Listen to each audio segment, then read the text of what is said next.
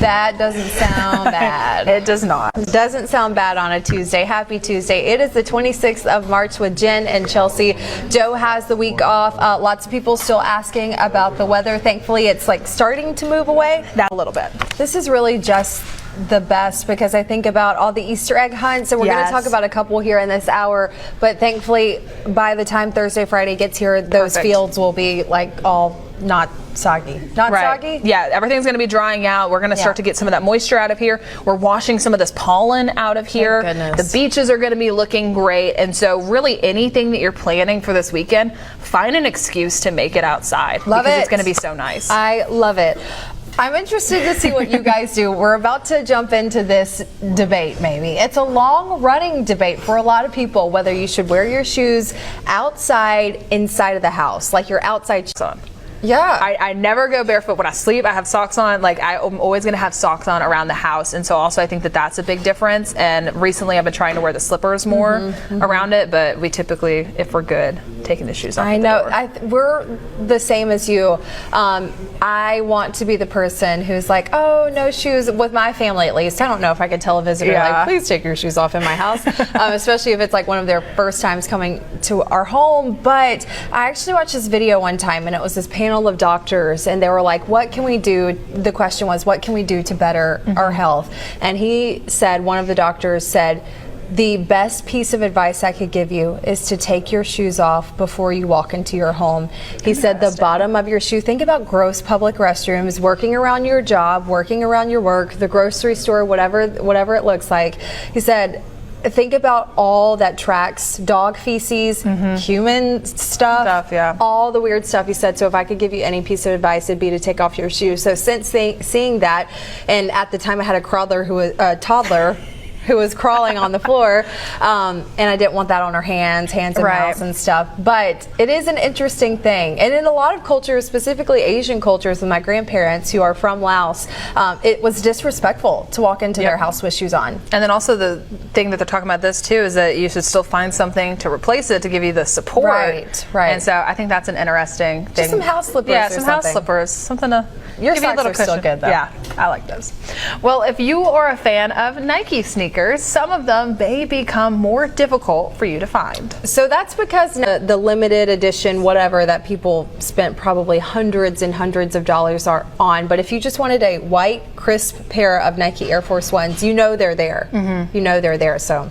I find it weird that they announced it, that like, hey, we're going to cut back on this so that you guys, the demand is still there and it's harder for you guys to get them, and you got to pay full price. Well, here's the thing. I'm sure someone watching is going to go to the shoe store or order some online sometime this week, because they're saying that there's going to be low demand. Also, I think I'm more inclined to buy a shoe if I see it on sale. So I find that that's interesting, that you tend to see more of these companies go towards sales on sales to try and incentivize you to go and buy them. Right. Especially when it's a white sneaker, and I know in a few months I'm just going to have to buy a new one anyway. Disgusting after you wear it a couple times.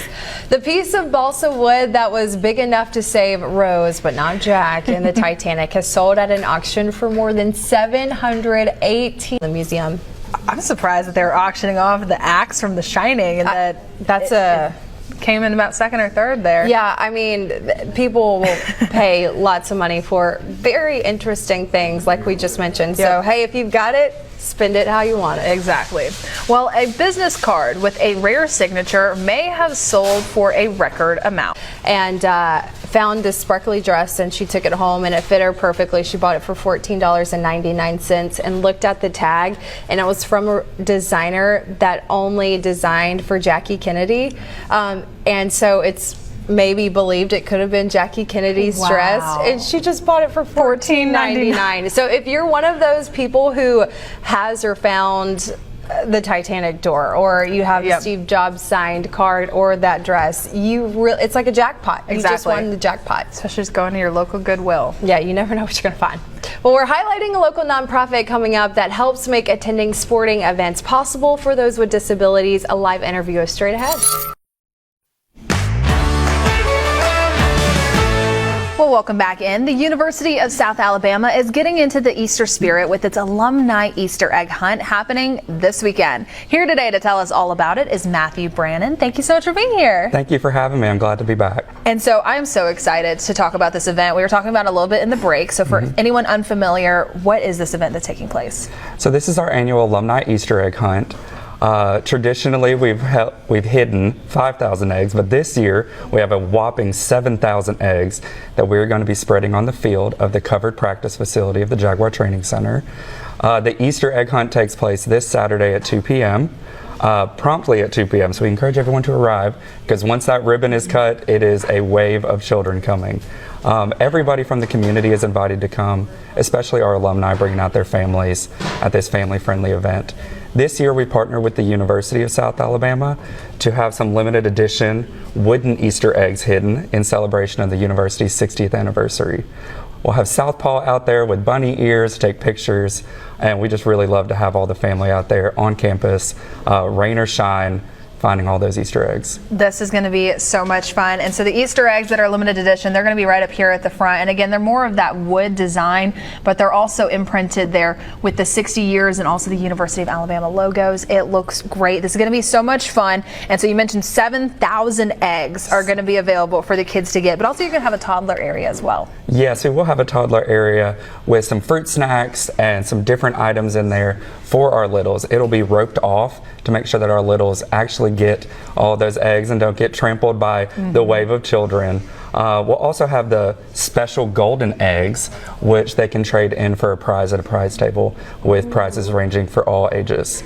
There you go. That is going to be so much fun. There's that information on your screen, and that's what Southpaw is going to be looking like heading into this weekend, so that way your kids can come. They can get the pictures, the eggs, all of the goodies. So much fun happening again at the Jaguar Training Center this Saturday at 2 o'clock. And also, you're recommending that folks register for this event. Yes, we do encourage people to go onto our website, which is southalabama.edu/alumni, and register. It kind of helps us keep track of how many people we are expecting at this event. That's exactly right, because they're expecting a lot of folks. It's going to be so much fun, but a free event.